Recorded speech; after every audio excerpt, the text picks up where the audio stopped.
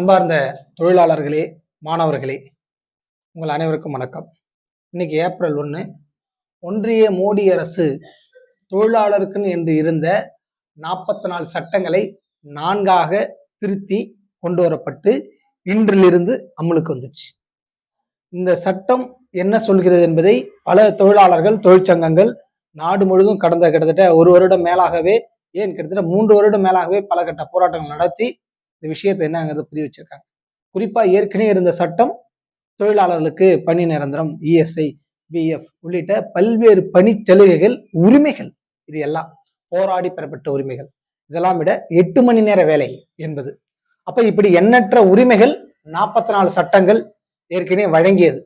அது முறையாக வழங்கப்படவில்லை என ஏற்கனவே இருந்ததுல பல கட்ட போராட்டம் நடத்தி, சட்ட போராட்டம் நடத்தி கூட தொழிலாளருக்கான உரிமையை நம்ம வாங்கியிருக்கோம். ஆனா இன்னைக்கு என்ன அப்படின்னா, சட்டப்பூர்வமாக நம்மளை எல்லாம் ஒரு நவீன கொத்தடிமையாக மாற்றக்கூடிய வகையிலே 12 மணி நேர வேலை, நிரந்தர பணி கிடையாது என்ற வகையிலே புதிய தொழிலாளர் சட்ட தொகுப்பை ஏப்ரல் 1 பாசிச மோடி அரசு தொழிலாளர் நலத்துறை மூலமாக அமுலாக்கப்பட்டிருக்கிறது. இதோட விளைவு என்ன அப்படின்னா, இன்றைக்கு செய்தி காலையில ஒரு அமெரிக்க நிறுவனம் 5 மணிக்கு ஒரு செய்தி போடுறான். என்ன போடுறான் அப்படின்னா, மெயில், கிட்டத்தட்ட உலகம் முழுவதும் இருக்கிற 30,000 தொழிலாளர்கள், அவங்களுக்கு ரீடன்ட் அப்படின்னு சொல்லி ஒரு மெயில். என்னன்னா தேவையில்லாதது அப்படின்னு தமிழ்ல அர்த்தம். அப்ப அந்த மெயில போட்டு என்ன சொல்றான் அப்படின்னா, 30,000 பணியாளர்கள், ஐடி ஊழியர்களை வேலையிலிருந்து நீக்கிட்டான். அதுல குறிப்பா இந்தியாவிலே 20,000 தொழிலாளர்கள் ஐடி துறையில வேலை பார்க்குறாங்க. இன்னைக்கு சட்டம் என்ன வருது? தொழிலாளர் சட்டம் 4 சட்ட தொகுப்பு, புதிய சட்ட தொகுப்பு வருது. அது 8 மணி நேர வேலை கிடையாது, 12 மணி நேர வேலை, நிரந்தர வேலை கிடையாது. நீ ஒரு கொத்தடிமையா நிறுவனத்துல 2 ஆண்டோ 5 ஆண்டோ வச்சுக்கலாம், அதுக்கப்புறம் தூக்கிடலாம்னு சொல்லக்கூடிய சட்டம். இந்த சட்டம் வரும்பொழுதே இங்க என்ன நடக்குது? ஒரு ஐடி நிறுவனம் நம்மளை 20,000 பேரை வேலையிலிருந்து தூக்கி எறியக்கூடிய ஒரு அநீதி இங்க அரங்கேறுகிறது. எந்த நிறுவனம் அப்படின்னா, ஆர்கில் என்ற ஒரு நிறுவனம்.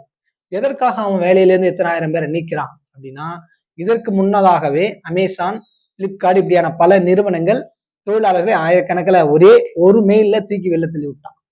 அப்ப இத்தனை ஆண்டுகளும் பாடுபட்டு கஷ்டப்பட்டு 12 ஆண்டுகள் 14 ஆண்டுகள் படித்து பல லட்சம் செலவு செய்து பெறப்பட்ட பட்டம் நீங்க ஒரே ஒரு மெயில்ல நம்ம வேலையை உத்தரவாதம் இல்லாமல் தூக்கி எறியப்படுகிறது என்பதுதான் இந்த நிறுவனங்கள், குறிப்பாக முதலாளித்துவ நிறுவனங்கள் லாப கொள்ளைக்காக, லாப வெறிக்காக நம்மளை ஒரு கறிவேப்பிலை விட கேவலமாக தூக்கி எறிகிறார்கள் என்பதுதான் நம் கண்ணு முன்னாடியே நடக்கக்கூடிய ஒரு உண்மை. குறிப்பா ஏன் இது நடக்கிறது அப்படின்னா, சமீபத்துல இப்ப எல்லாம் பார்ப்போம், நம்ம ஏஐ தொழில்நுட்பம் வந்துடுச்சு, மிகப்பெரிய வளர்ச்சி அப்படியான விஷயங்களை நம்ம பேசுறோம். இந்த ஏஐ ஐடி துறைகள்ல இன்னைக்கு பல வேலை வாய்ப்பை பறிச்சுட்டு வருது என்பதுதான் நம்ம கண்ணு முன்னாடி இருக்கிற பிரச்சனை. அதோட விளைவுதான் இன்னைக்கு ஆயிரக்கணக்கான தொழிலாளர்களை ஒரு மெயில தூக்கி எறியக்கூடிய ஒரு அநீதி நடந்துட்டு இருக்கு. குறிப்பா இது ஐடி துறையை மட்டும் நிற்குமா அப்படின்னா கிடையாது. இங்க இருக்கிற பல நிறுவனங்கள்ல ஏற்கனவே நீங்க பல தொழிலாளர்கள், படித்த இளைஞர்களுக்கு நீங்க அப்ரெண்டிஸ்ன்னு போய் 1.5 வருஷம் ஒர்க் பண்ணணும். அதுக்கு ஒரு சர்டிஃபிகேட் தருவோம், பாதி சம்பளம் தருவோம், அதை வாங்கிட்டு நம்ம வந்துடணும், திரும்ப எங்கேயும் வேலை கிடைக்காது.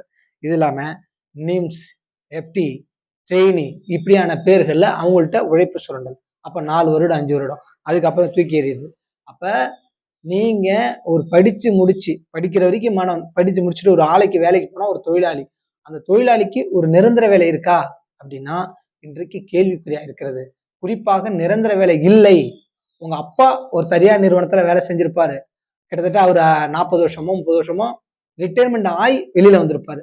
ஆனா இன்னைக்கு அவருடைய பிள்ளை ஒரு அதே நிறுவனத்துல இல்ல வேற ஏதாவது ஒரு தனியார் நிறுவனத்துல ஒரு நிரந்தர வேலைக்கு பணியெடுக்க முடியுதா அப்படின்னா இல்லை.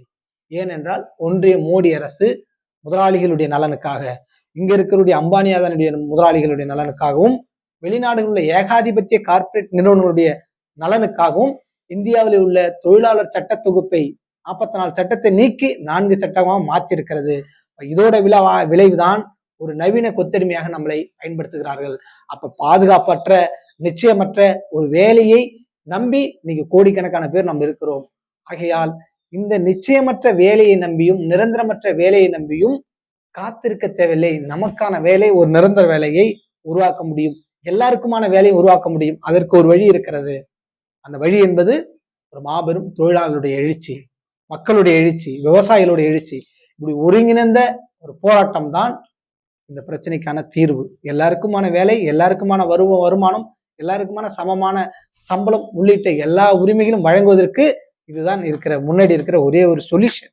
அப்ப அதற்கு இந்த பாசிச மோடி அரசை, கார்ப்பரேட் நலன் கொண்ட கார்ப்பரேட் காவி பாசிசத்தை வீழ்த்துவதற்கு ஒரு ஜனநாயக கூட்டரசு என்ற ஒரு திட்டம் வேண்டும். அந்த திட்டத்தின் வாயிலாக தான் இங்க இருக்கக்கூடிய கட்சிகளை நிர்பந்திக்க முடியும். அதன் மூலமாக தான் தொழிலாளர் போராட்டங்களை முன்னெடுக்க முடியும். அதன் மூலமாக தான் விவசாயிகள் போராட்டத்தை முன்னெடுக்க முடியும். அதன் மூலமாக தான் மாணவர் போராட்டத்தை முன்னெடுக்க முடியும். இப்படி நிர்பந்திப்பதோட விளைவு தொழிலாளர்களுக்கு சாதகமான சட்டத்தை உருவாக்க வேண்டும். அப்ப இப்படியாப்பட்ட ஒற்றுமை நமக்குள் இருந்தால் மட்டும் இந்த திட்டத்தின் அடிப்படையிலே இங்க இருக்கக்கூடிய கட்சிகளை நிர்பந்திப்பதோடு நமக்கான உரிமையை பெற முடியும். அத்தகைய போராட்டத்திற்கு அணிதிரண்டால் ஒழிய இந்த தொழிலாளர் உரிமையை நாம் பெற முடியும். இல்லை என்றால் நாம் தற்கொலை பண்ணிதான் இறக்க நேரிடும். அப்படியாப்பட்ட முடிவுக்கு நாம் யாரும் செல்ல வேண்டாம். நமக்கான உரிமையை பெற மக்கள் போராட்டம் இருக்கிறது. அத்தகைய போராட்டத்துக்கு அணிதிரள்வோம். நன்றி.